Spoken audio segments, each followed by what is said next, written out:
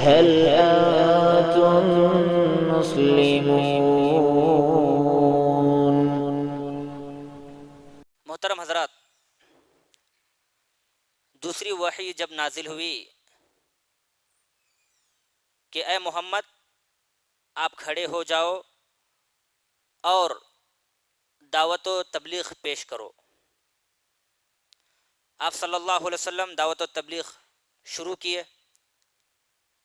3 سال تک خفیہ دعوت رہی، پھر 3 سال کے بعد اللہ رب العالمین نے آپ صلی اللہ علیہ وسلم کو علانیہ دعوت کا حکم دیا، جس کے نتیجے میں کفار قریش بڑے پریشان ہو گئے، حیران ہو گئے کہ اب اس دعوتی کاز کو کیسے روکیں، محمد صلی اللہ علیہ وسلم کو کیسے روکیں، صحابہ اکرام کو اس دین سے، اسلام سے کیسے روکیں۔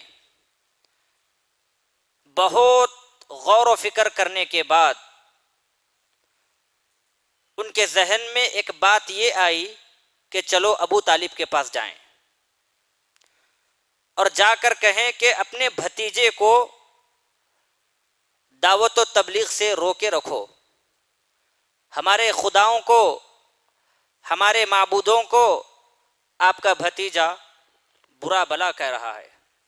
لہذا یہ لوگ ابو طالب کے پاس گئے اور جا کر ابو طالب کے سامنے ساری کی ساری صورتحال رکھ دی، لیکن ابو طالب نے نرم لہجہ اختیار کر رکھا اور جناب محمد الرسول اللہ صلی اللہ علیہ وسلم کا ساتھ دیا۔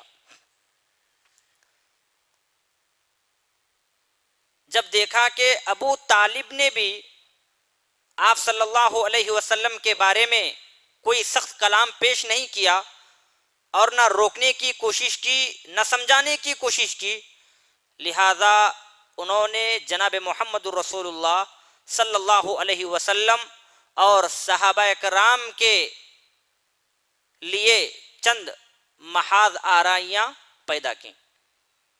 مختلف طریقے سے وہ آپ صلی اللہ علیہ وسلم کی دعوت و تبلیغ کو روکنے کی کوشش کیا کرتے تھے، جیسے آپ صلی اللہ علیہ وسلم کے تعلق سے ہنسی اڑانا، آپ کا مذاق اڑانا، حقیر نگاہوں سے آپ کو دیکھنا اور آپ صلی اللہ علیہ وسلم کی لائی ہوئی تعلیمات کی تکذیب کرنا، جھٹلانا۔ شروعات انہوں نے اس طرح کی، جیسا کہ قرآن مجید نے بیان فرمایا ہے، اور انہوں نے ایسا کیوں کیا؟ تاکہ محمد اور محمد کے صحابہ کے حوصلے ٹوٹ جائیں، اسلام سے دور ہو جائیں۔ جس اسلام کو محمد نے لایا ہے اس اسلام کو لوگ قبول نہ کریں، اور اس کے لیے انہوں نے سب سے پہلے جس چیز کا آسرا لیا وہ آپ صلی اللہ علیہ وسلم کو پاگل کہہ کر انہوں نے کہا یہ پاگل ہے۔ ظاہری سی بات ہے، معاشرے میں کسی پاگل کی بات کو قبول کیا جاتا ہے، تسلیم کیا جاتا ہے؟ ہرگز نہیں کیا جاتا۔ کہتے ہیں لوگ ارے وہ پاگل ہے، اس کی بات چھوڑ دو، اس کا کیا کہنا ہے، وہ بکتے رہتا ہے ایسے ہی۔ تو آپ صلی اللہ علیہ وسلم کی ذات اقدس کے بارے میں بھی انہوں نے کہا کہ یہ محمد جو ہے یہ پاگل ہے۔ قرآن مجید نے ارشاد فرمایا وَقَالُوا يَا أَيُّهَا الَّذِي نُزِّلَ عَلَيْهِ الذِّكْرُ إِنَّكَ لَمَجْنُونَ۔ کیا کہتے کافر؟ اے وہ شخص جس پر قرآن مجید نازل ہوا ہے، اِنَّكَ لَمَجْنُونَ، تو تو پاگل ہے۔ تو آسمان سے اللہ تعالیٰ جواب دیتے تاکہ نبی کو حوصلہ رہے۔ نبی صلی اللہ علیہ وسلم صبر و استقامت میں رہیں۔ اللہ تعالیٰ کہتے ما انت بنعمت ربک بمجنون، اے محمد یہ کفار مکہ آپ کو پاگل کہتے ہیں، آپ کو دیوانہ کہتے ہیں، آپ کو مجنون کہتے ہیں۔ حقیقی بات کیا ہے؟ آپ پاگل نہیں ہے۔ ما انت بنعمت ربک بمجنون، آپ پاگل نہیں ہے۔ وانک لعلی خلق عظیم، آپ آپ کے رب کے سامنے تو بلند اخلاق پر فائز ہیں، آپ کے اخلاق بڑے عمدہ ہیں۔ کفار مکہ آپ کو پاگل کہہ رہے ہیں، آپ کو ڈرنے کی بات نہیں ہے، گھبرانے کی بھی بات نہیں ہے۔ آپ اپنا دعوتی کاز کو آگے بڑھائیے، اپنا کام کرتے رہیے، دعوت و تبلیغ کو انجام دیتے رہیے۔ لوگوں کا کام ہے آپ کو پاگل کہنا، لوگوں کا کام ہے آپ کو ستانا، مگر میں تمہیں حوصلہ دے رہا ہوں، مَا أَنْتَ بِنِعْمَةِ رَبِّكَ بِمَجْنُونَ، آپ پاگل نہیں ہے، وَإِنَّكَ لَعَلَىٰ خُلُقٍ عَظِيمٍ، آپ تو بلند اخلاق پر فائز ہیں۔ اللہ تعالیٰ حوصلہ دیتا اور جناب محمد الرسول اللہ صلی اللہ علیہ وسلم پتھر کھاتے، پریشانیاں اٹھاتے، دعوت و تبلیغ پیش کرتے رہتے تھے۔ اسی طرح کبھی آپ کو جادوگر کہتے،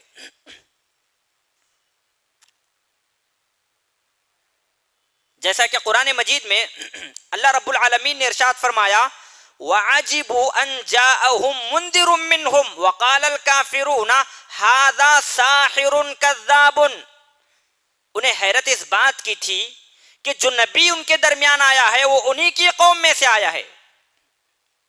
اگر نبی کو آنا تھا تو دوسری جگہ سے آنا تھا، کسی فرشتے کو آنا تھا، یہ کیسی بات ہوئی؟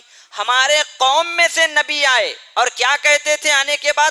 وقال الکافرون ھذا ساحر، کافر کہتے تھے لوگوں یہ نبی نہیں ہے، یہ رسول نہیں ہے، بلکہ یہ جادوگر ہے۔ اور کیا کہتے تھے؟ کذاب، یہ جھوٹا ہے۔ جھوٹا ہی نہیں بلکہ سب سے بڑا جھوٹا ہے۔ ایسی باتیں کہہ کر وہ آپ صلی اللہ علیہ وسلم کو دعوتی کاز سے روکنے کی کوشش کیا کرتے تھے۔ اسی طرح جناب محمد رسول اللہ صلی اللہ علیہ وسلم کو کفار مکہ حقیر نگاہوں سے دیکھتے تھے تاکہ آپ کا رتبہ کم ہو جائے، آپ دعوتی میدان میں پیچھے ہٹ جائیں اور کفار کے معبودوں کو برا بھلا نہ کہیں اور اسلامی تعلیمات کو صحابہ تک نہ پہنچائیں، لوگوں تک نہ پہنچائے۔ اسی لیے ان کا یہ طریقہ ہوا کرتا تھا، جب بھی نبی کو دیکھتے غور سے حقیر نگاہوں سے نیچے گرا کر دیکھا کرتے تھے، جیسا کہ قرآن مجید میں اللہ رب العالمین نے ارشاد فرمایا وَإِن يَكَادُ الَّذِينَ كَفَرُوا لَيُزْلِقُونَكَ بِأَبْصَارِهِمْ لما سمعوا الذکر وَيَقُولُونَ إِنَّهُ لَمَجْنُونَ، اور جب کفار مکہ قرآن کو سنتے تو آپ کو ایسی نگاہوں سے دیکھتے، آپ کو ایسے اشاروں سے دیکھتے گویا آپ کے قدم اکھاڑ دیں گے اور کہتے یہ پاگل ہے، مجنون ہے، دیوانہ ہے۔ دیکھیے دعوتی میدان میں جناب محمد رسول اللہ صلی اللہ علیہ وسلم کتنی سخت تکالیف کو برداشت کیا، کتنی مصیبتوں کو اٹھانا نہ پڑا۔ اور جب آپ صلی اللہ علیہ وسلم کسی جگہ تشریف فرما ہوتے اور اس جگہ پر مظلوم صحابہ کرام ہوتے، کمزور صحابہ کرام موجود ہوتے تو مذاق اڑاتے، کیا کہہ کر اَہَؤُلَاءِ مَنَّ اللَّهُ عَلَيْهِم مِّن بَيْنِنَا، اللہ اکبر، یہ ہیں لوگ کمزور، بے بس، بے کس، یہ لوگ ہیں جن پر اللہ تعالیٰ نے ہمارے درمیان سے احسان فرمایا ہے۔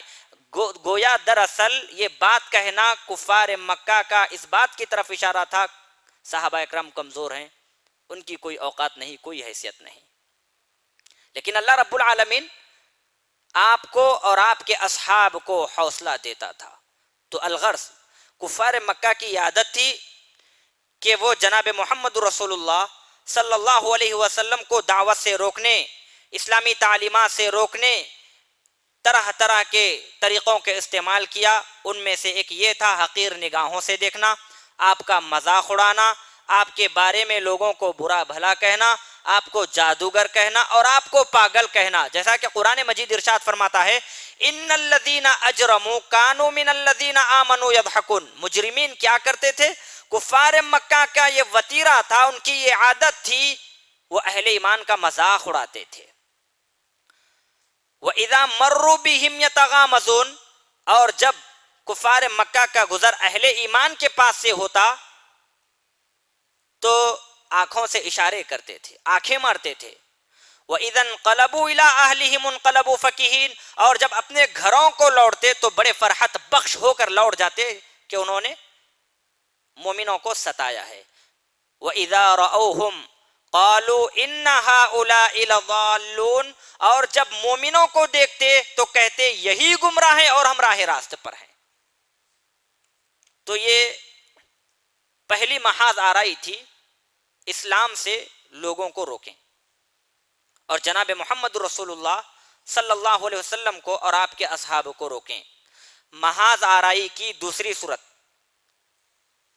یہ تھی آپ کی تعلیمات کو مسخ کیا جائے، آپ کی تعلیمات کے سلسلے میں شکوک و شبہات پیدا کیا جائے، اسلامی تعلیمات کو اور آپ کی ذات کو اعتراض کا نشانہ بنایا جائے تاکہ دعوتی کام مکمل نہ ہو سکے اور عوام اسی میں الجھ جائیں اور اسی میں غور و فکر کرنے کا انہیں موقع نہ ملے، یعنی قرآن مجید میں غور و فکر کرنے کا موقع نہ ملے اور یہ برابر آپ صلی اللہ علیہ وسلم کی ذات کو اعتراض کا نشانہ بنائیں اور آپ کی تعلیمات کو اعتراض کا نشانہ بنایا جائے۔ اور ایسا انہوں نے کیا، جیسا کہ قرآن مجید میں اللہ رب العالمین نے ارشاد فرمایا اساطیر الاولین اکتتبھا فہی تملی علیہ بکرۃ واصیلا، یہ پہلے کے لوگوں کے افسانے ہیں، کہانیاں ہیں۔ کس کو کہا جا رہا ہے؟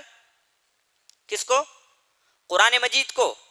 قرآن مجید جب تلاوت کی جاتی ان کے سامنے تو کفار مکہ اسلامی تعلیمات پر کیا کرتے؟ اعتراض کرتے، اور وہ اعتراض کیا ہے؟ اساطیر الاولین اکتتبھا، یہ محمد جو تمہارے درمیان پڑھ پڑھ کر سنا رہا ہے یہ کوئی قرآن مجید نہیں ہے، یہ کوئی اللہ کا کلام نہیں ہے، بلکہ کیا ہے؟ یہ پہلے کے قصے ہیں، کہانیاں ہیں، افسانے ہیں۔ فہی تملی علیہ بکرۃ واصیلا، اور اب یہ آپ پر صبح و شام تلاوت کر رہا ہے، صبح و شام آپ پر تلاوت کیے جاتے ہیں، یہ تو پہلے کے قصے ہیں۔ اسی طرح ایک اور مقام پر فرمایا گیا ان ھذا الا افک افتراہ واعانہ علیہ قوم آخرون، یہ جو باتیں ہیں، یہ قرآن مجید جو ہے، یہ اللہ کا جو کلام ہے، یہ اللہ کا کلام نہیں ہے بلکہ یہ جھوٹ ہے جس کو محمد نے گھڑ لیا ہے، بنا لیا ہے۔ واعانہ علیہ قوم آخرون، اور اس کے گھڑنے پر دوسرے لوگوں نے بھی محمد کی مدد کی ہے۔ دیکھیے اسلامی تعلیمات پر کیا ہے؟ یہ نشانہ ہے تاکہ لوگوں کے ذہن میں یہ بات آ جائے ہاں یقینی معنوں میں یہ محمد گھڑ رہے ہیں، لیکن اللہ رب العالمین اس کا جواب دیتے ہیں۔ کیا کہتے؟ یہ شاعر کا کلام نہیں ہے، نہ یہ کاہن کا کلام ہے، تنزیل من رب العالمین، یہ کس کا کلام ہے؟ اللہ رب العالمین کے جانب سے نازل کیا گیا کلام ہے۔ وَلَوْ تَقَوَّلَ عَلَيْنَا بَعْضَ الْأَقَاوِيلِ، اگر محمد بعض باتیں گھڑ لیں، ہماری طرف جھوٹ منسوب کر دیں، لَأَخَذْنَا مِنْهُ بِالْيَمِينِ، تو ہم اس کو پکڑ لیتے، دائیں ہاتھ سے سخت پکڑ لیتے، ثُمَّ لَقَطَعْنَا مِنْهُ الْوَتِينَ، پھر ہم اس کی شہرگ کو کاٹ دیتے۔ کیا مطلب؟ مطلب یہ ہے کہ محمد جو بات کہہ رہے ہیں وہ اپنی طرف سے نہیں کہہ رہے بلکہ یہ اللہ رب العالمین کے جانب سے کہہ رہے ہیں۔ اس سے ایک نقطہ یہ نظر آتا ہے کہ محمد نبی ہیں اور صداقت والے ہیں، سچے اللہ کے رسول ہیں۔ اگر یہ جھوٹے ہوتے یا جھوٹ بات اللہ کی طرف منسوب کرتے، لَقَطَعْنَا مِنْهُ الْوَتِينَ، تو ہم اس کی شہرگ کو کاٹ دیتے۔ اس سے پتہ چل رہا ہے جو جھوٹے مدعیان نبوت ہوتے ہیں اللہ رب العالمین ان کو فوراً عذاب میں مبتلا کر دیتے ہیں۔ اور آپ غور کیجئے نبی کے بعد جتنے بھی جھوٹے نبی آئے، جیسے مسلمہ کذاب، اسود عنسی اور غلام احمد قادیانی وغیرہ وغیرہ، جتنے بھی جھوٹے نبی آئے اللہ رب العالمین نے ان کا حشر بہت ہی برا کیا۔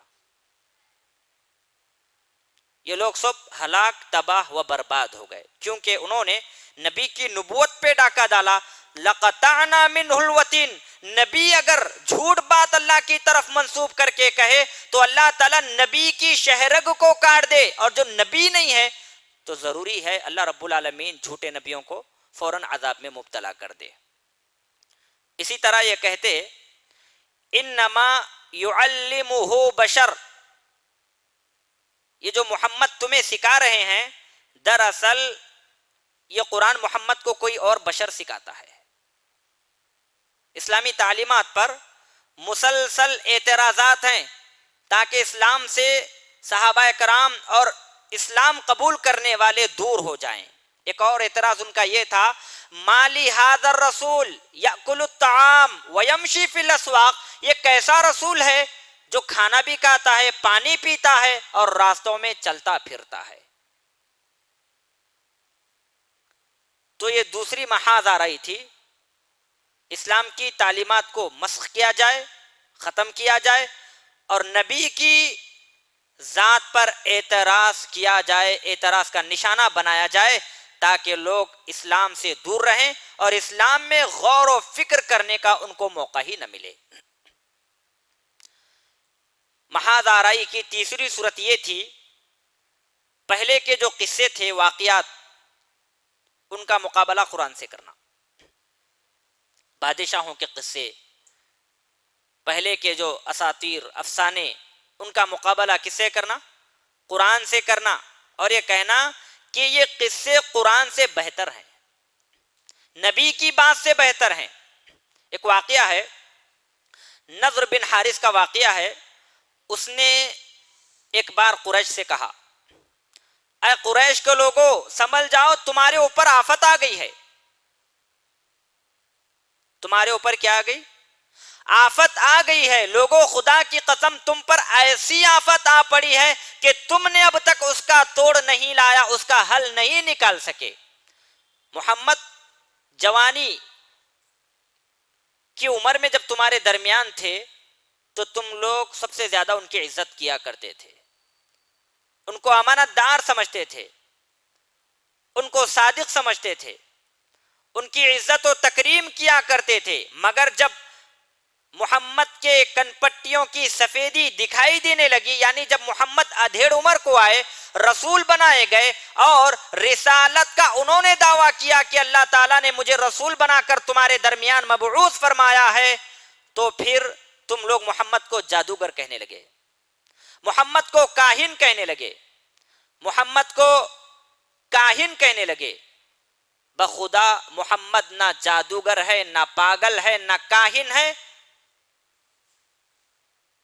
بلکہ محمد تو اعلیٰ اخلاق کے حامل ہیں۔ پھر یہ شخص فارس کی طرف، مقام حیرا کی طرف گیا۔ ایک فارس میں ایک جگہ کا نام ہے، وہاں جا کر اس نے بادشاہوں کے قصوں کو سنا اور کچھ کہانیوں کو سیکھ کر واپس پھر یہ مکہ آیا۔ پھر جب مکہ میں جناب محمد رسول اللہ صلی اللہ علیہ وسلم لوگوں کو اللہ تعالیٰ سے ڈراتے، اللہ کے عذاب سے ڈراتے، اللہ کے خوف سے ڈراتے، دین کی دعوت و تبلیغ پیش کرتے، تو یہ شخص محمد رسول اللہ صلی اللہ علیہ وسلم کی جگہ پر آ جاتا اور آ کر کہتا کہ محمد کی باتیں میرے سے بہتر کیسی ہو سکتی ہیں۔ پھر وہ جو فارس سے قصے سن کر آیا لوگوں کو سناتا اور کہتا کہ کس بنا پر، کس بنیاد پر میری باتوں سے بہتر محمد کی باتیں ہیں۔ یہ مقابلہ کر کے لوگوں کو اکسایا جاتا اور دین سے دور رکھنے کی کوشش کی جاتی۔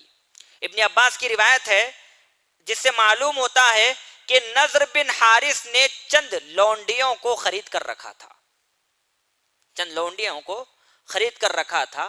جب اسے معلوم ہوتا کسی شخص کے بارے میں وہ محمد الرسول اللہ صلی اللہ علیہ وسلم کی طرف مائل ہے اور اس کا جھکاؤ اسلام کی طرف ہے، اس کا میلان اسلام کی طرف ہے، قریب ہے وہ اسلام قبول کر سکتا ہے، تو نضر بن حارث اس پر ایک لونڈی کو مسلط کر دیتا۔ اس نے خرید کر رکھا تھا، کوئی شخص ہے جو نبی پر مائل ہے، اسلامی تعلیمات کو قبول کرنے والا ہے، تو وہ شخص نضر بن حارث ایک لونڈی کو اس شخص پر مسلط کر دیتا تھا، اور وہ لونڈی اس کو کھلاتی، اس کو پلاتی، اسے گانے سناتی، تو اس اعتبار سے وہ شخص اسلام کی طرف سے پلٹ جاتا۔ جب انہوں نے دیکھا کہ یہ پوری کی پوری کارروائیاں دعوتی کاز کو آگے ہی بڑھا رہے ہیں اور دعوتی کاز رک نہیں پا رہا ہے، تو پھر انہوں نے ایک کمیٹی قائم کی، 25 افراد پر مشتمل ایک کمیٹی قائم کی جس کا سربراہ ابو لہب تھا، اور انہوں نے کمیٹی میں یہ قرارداد منظور کیا کہ اتنے سارے حیلے اپنانے کے بعد، اتنی ساری کاروائیاں کرنے کے بعد دعوتی کام آگے ہی بڑھ رہا ہے. مسلمان دن بدن لوگ اسلام قبول کر رہے ہیں، صحابہ کی تعداد بڑھ رہی ہے. تو انہوں نے ایک قرارداد پیش کی کہ اب جو بھی اسلام لائے یا پھر جو مسلمان ہیں، صحابہ کرام ہیں، ان کو ستایا جائے، مارا جائے، ان پر ظلم و تشدد کیا جائے اور ان کو اسلام سے پلٹنے کے لیے جبر کیا جائے. اور اس کی شروعات سب سے پہلے ابو لہب نے کی. بعثت سے قبل ابو لہب کے دو بیٹوں عتبہ اور عتیبہ کی شادی آپ صلی اللہ علیہ وسلم کی دو بیٹیوں صاحبزادیوں رقیہ اور ام کلثوم سے ہوئی تھی، نکاح ہوا تھا. بعثت کے بعد جب نبی رسول بنائے گئے اور دعوت و تبلیغ کو آپ صلی اللہ علیہ وسلم نے پیش کرنا شروع کیا تو ابو لہب سب سے بڑا دشمن تھا. بعثت کے بعد ابو لہب نے بڑی سختی سے ان دونوں کو طلاق دلوا دی. اسی طرح جب نبی صلی اللہ علیہ وسلم کے دوسرے صاحبزادے عبداللہ کا انتقال ہوا تو ابو لہب مارے خوشی کے دوڑتا ہوا، خوشی سے پھولتا ہوا اپنے رفقا کے پاس آیا اور کہنے لگا لوگوں دیکھو محمد تو ابتر ہو گئے، مقطوع النسل ہو گئے. خوشی کا اظہار کیا. تو اللہ رب العالمین نے ارشاد فرمایا ان شانئک هو الابتر، اے محمد جو تمہیں مقطوع النسل کہہ رہے ہیں در حقیقت وہی مقطوع النسل ہے. اور اللہ کے نبی صلی اللہ علیہ وسلم کا نام بلند تر ہے. وَرَفَعْنَا لَكَ ذِكْرَكَ، ہم آپ کے نام کو، آپ کے ذکر کو بلند کر دیں گے. اللہ کے فضل و کرم سے جب بھی نام محمد آتا ہے لوگوں کی زبان سے بے ساختہ یہ کلمات جاری ہو جاتے ہیں محمد الرسول اللہ صلی اللہ علیہ وسلم. اور جب ابو لہب کا نام یا ابو جہل کا نام آتا ہے لوگوں کی زبان سے شدت سے، غصے سے، غضب سے الفاظ جاری ہوتے ہیں لعنت اللہ علیہ، اللہ کی لعنت اس پر. یہ مقطوع النسل ہے. جب بھی ابو لہب کا نام آئے گا، ابو جہل کا نام آئے گا تو ان پر لعنت برسائی جائے گی. اور محمد صلی اللہ علیہ وسلم کا نام آئے گا تو آپ پر درود پڑی جائے گی. یہی تو ہے ان شانئک هو الابتر، تیرا دشمن ہی دم کٹا ہے، مقطوع النسل ہے. جس طرح ابو لہب محمد صلی اللہ علیہ وسلم کو پریشان کیا کرتا تھا، ابو لہب کی بیوی بھی عداوت میں، منافرت میں، بغاوت میں، سرکشی میں اپنے شوہر سے کم نہیں تھی، وہ بھی بہت آگے آگے تھی. اس کے تعلق سے آتا ہے محمد صلی اللہ علیہ وسلم کے دروازے کے سامنے اور جس راستے سے آپ کا گزر ہوتا وہاں پر کانٹے بچھایا کرتی تھی تاکہ محمد صلی اللہ علیہ وسلم کو تکلیف ہو. آپ صلی اللہ علیہ وسلم کے قدم مبارک میں یہ کانٹے چبھ جائیں اور محمد کرائیں. اسی لیے اسے حمالۃ الحطب کہا گیا، لکڑیاں ڈھونے والی. ایک سوال ہے، ابو لہب کی بیوی کا نام کیا تھا؟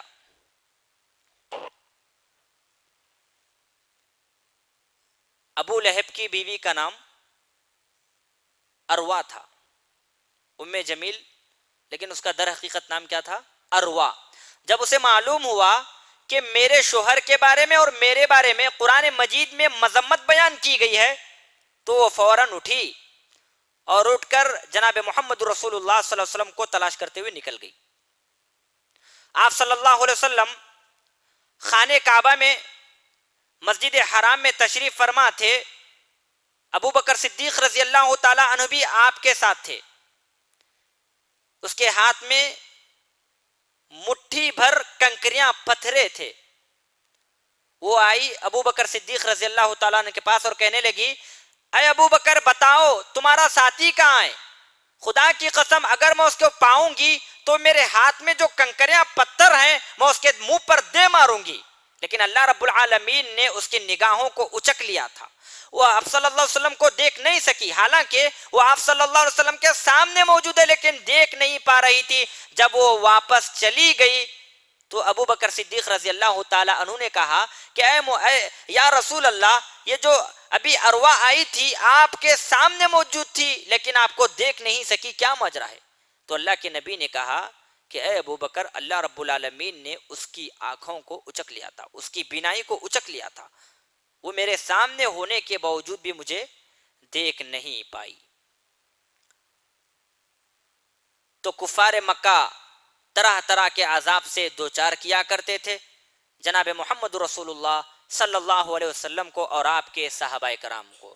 ان کے عذاب دینے کا طریقہ، ستانے کا طریقہ یہ ہوتا تھا، ان کے پڑوسی جناب محمد رسول اللہ صلی اللہ علیہ وسلم کے پڑوسی آپ صلی اللہ علیہ وسلم کو دیکھتے، اگر آپ صلی اللہ علیہ وسلم نماز پڑھ رہے ہوتے تو بکری کے بچہ دانی اٹھاتے اور اٹھا کر اس طرح پھینکتے، وہ بکری کا بچہ دانی سیدھے جناب محمد رسول اللہ صلی اللہ علیہ وسلم پر آ گرتا، اور اسی طرح بکری کا بچہ دانی اس طرح پھینکتے، آپ صلی اللہ علیہ وسلم کے گھر میں چولہے پر ہانڈی چڑھائی ہوتی کھانا پکانے کے لیے، سالن بنانے کے لیے، اس طرح پھینکا جاتا، وہ بچہ دانی سیدھا آ کر ہانڈی میں گر جاتا۔ اس طرح آپ صلی اللہ علیہ وسلم کو ستایا جاتا۔ تصور کیجئے دعوتی کاز میں آپ صلی اللہ علیہ وسلم اور صحابہ کرام کو کتنی مصیبتوں کا سامنا کرنا نہیں پڑا، اور سب سے بڑی مصیبت تو اس وقت آتی ہے جب اپنے رشتہ دار، اپنے اعزا و اقارب، اپنے ہمسائے، اپنے پڑوسی ہمیں ستائیں۔ ان کا ستانا بڑا شدت کا باعث ہوتا ہے، بڑی پریشانی کا باعث ہوتا ہے۔ عقبہ بن ابی معیط یہ بڑا خبیث آدمی تھا۔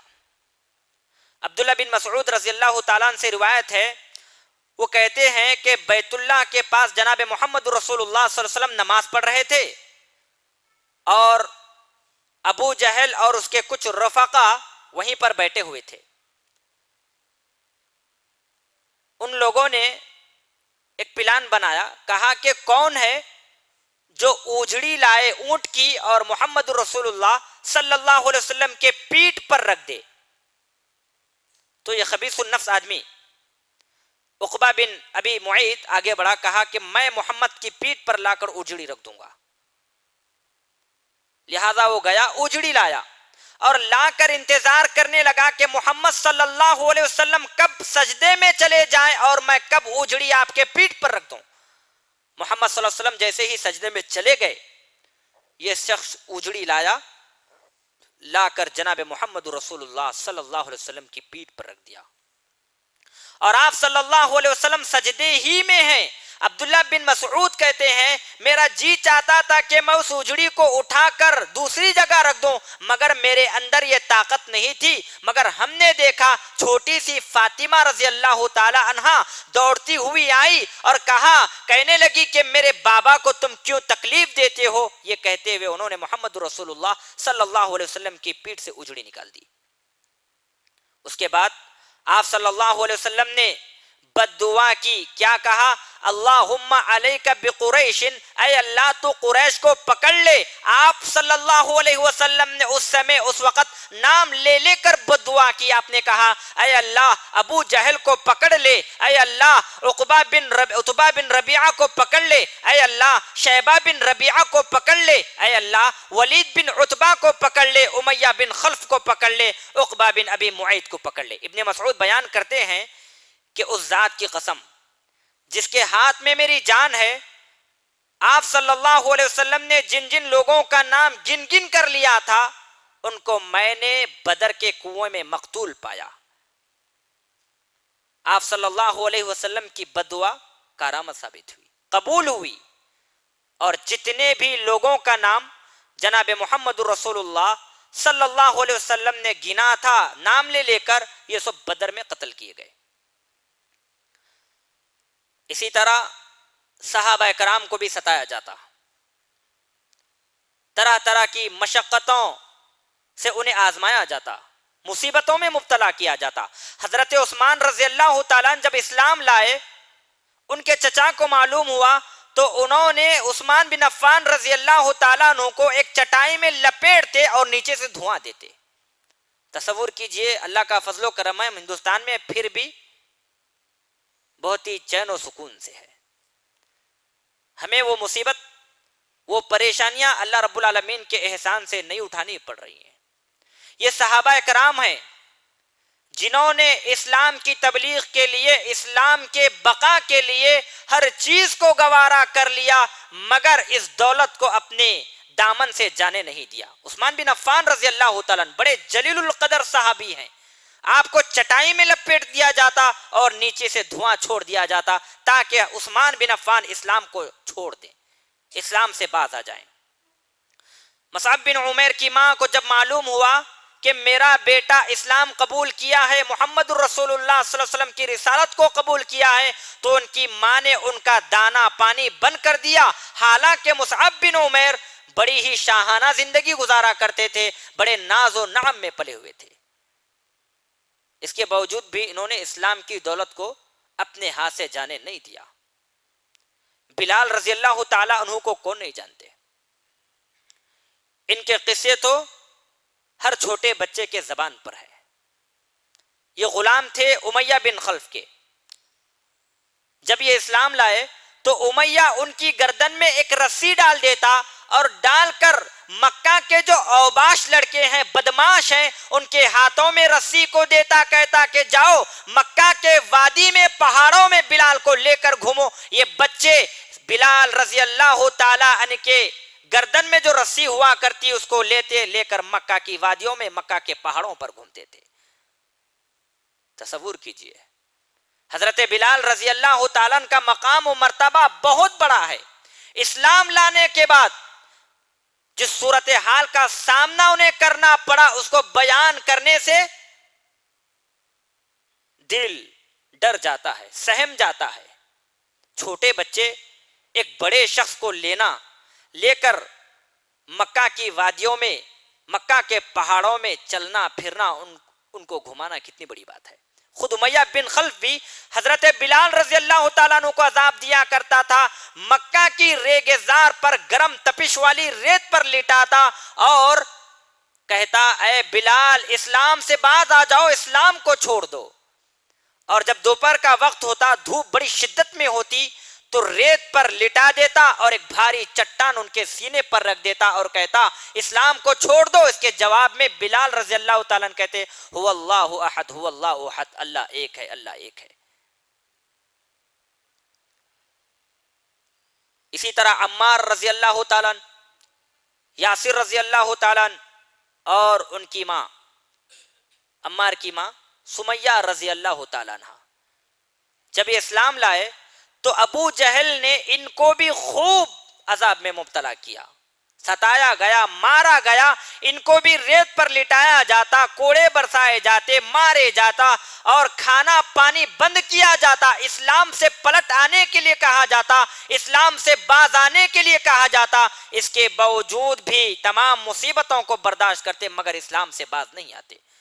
ایک مرتبہ ان کو عذاب دیا جا رہا ہے، ستایا جا رہا ہے، ریت پر لٹایا گیا. جناب محمد رسول اللہ صلی اللہ علیہ وسلم کا گزر ہوا، آپ نے اپنی آنکھوں سے ان کو عذاب دیتے ہوئے دیکھا، ستاتے ہوئے دیکھا، سزا دیتے ہوئے دیکھا. تو اللہ کے نبی جناب محمد رسول اللہ صلی اللہ علیہ وسلم نے ارشاد فرمایا صبرن آل یاسر موعدکم الجنہ، اے یاسر کے گھرانے والو صبر کرو، تمہارا ٹھکانہ جنت ہے.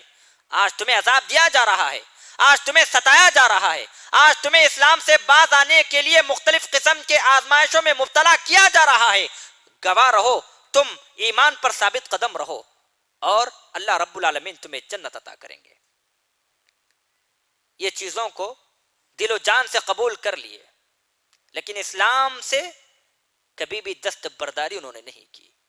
یہی وجہ ہے عمار رضی اللہ تعالیٰ عنہ کے والد یاسر ان کے عذاب کو تاب نہ لا کر ان کا انتقال ہو گیا. اور حضرت سمیہ رضی اللہ تعالیٰ عنہا کے شرمگاہ میں ابو جہل نے اتنا زبردست نیزہ مارا، اتنی سختی سے نیزہ مارا، ان کی جان چلی گئی. اور حضرت عمار رضی اللہ تعالیٰ عنہ کے پاس آتے اور کہتے کہ اے عمار تمہاری والدہ تو چلی گئی، تمہارے باپ بھی چلے گئے، ہماری سزاؤں کی تاب نہ لا کر اب تم اکیلے بچے ہو. عذاب دے رہے ہیں اور کہہ رہے ہیں کہ ایک مرتبہ لات و عزا کے تعلق سے خیر کے کلمہ کہو اور محمد صلی اللہ علیہ وسلم کو گالی دو.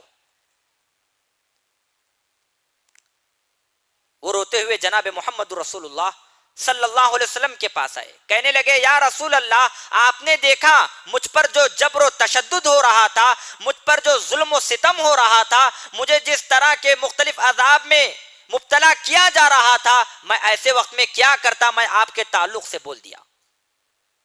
رو رہے ہیں، اپنے ایمان کی فکر، اسلام لانے کے بعد اپنے اسلام اور ایمان کی فکر آپ صلی اللہ علیہ وسلم کے سامنے آئے تو اللہ کے نبی صلی اللہ علیہ وسلم نے یہ آیت کریمہ تلاوت فرمائی، من کفر باللہ من بعد ایمانہ الا من اکرہ وقلبہ مطمئن بالایمان۔ اے عمار، ڈرنے کی بات نہیں ہے، من کفر باللہ، جس نے اللہ تعالیٰ کا کفر کیا، من بعد ایمان، ایمان لانے کے بعد، ایمان لانے کے بعد جس نے اللہ تعالیٰ کے ساتھ کفر کا ارتکاب کیا تو اسے بڑا غضب ہے، اس پر بڑی سخت سزائیں ہیں اس کے لیے، وہ مرتد ہو گیا۔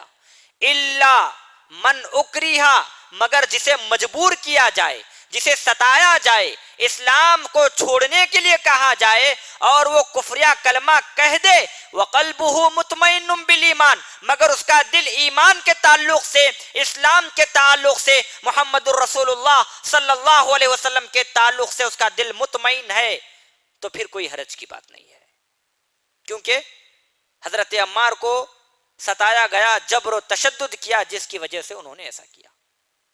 تو محترم حضرات، آپ نے دیکھا اسلام آنے کے بعد محمد رسول اللہ صلی اللہ علیہ وسلم کو کس طرح ستایا گیا، آپ کے اصحاب کو اسلام سے اور اہل اسلام سے روکنے کے لیے، نبی کی صلی اللہ علیہ وسلم کی رسالت سے روکنے کے لیے کس طرح کے عذابات سے دوچار کیا گیا اور کتنے مختلف قسم کے عذابات میں انہیں مبتلا کیا گیا، یہ جناب محمد رسول اللہ صلی اللہ علیہ وسلم اور آپ کے اصحاب کی پائے ثباتی تھی، ثابت قدمی تھی۔ انہوں نے تمام قسم کے سزاؤں کو منظور کیا، مگر ایمان سے برگشتہ ہونا انہوں نے پسند نہیں کیا۔ تو محترم حضرات، یہ چیدہ باتیں تھیں۔ انشاءاللہ اس کے بعد حبشہ ہجرت صحابہ کرام نے کیا، اس کی وضاحت آئندہ سیریز میں کی جائے گی۔ اللہ تعالیٰ سے دعا ہے کہ اللہ تعالیٰ ہم تمام کو جناب محمد رسول اللہ صلی اللہ علیہ وسلم کی سیرت سے دروس و عبر حاصل کر کے اس پر عمل پیرا ہونے کی توفیق عطا فرما۔ آمین، وآخر دعوانا ان الحمدللہ رب العالمین۔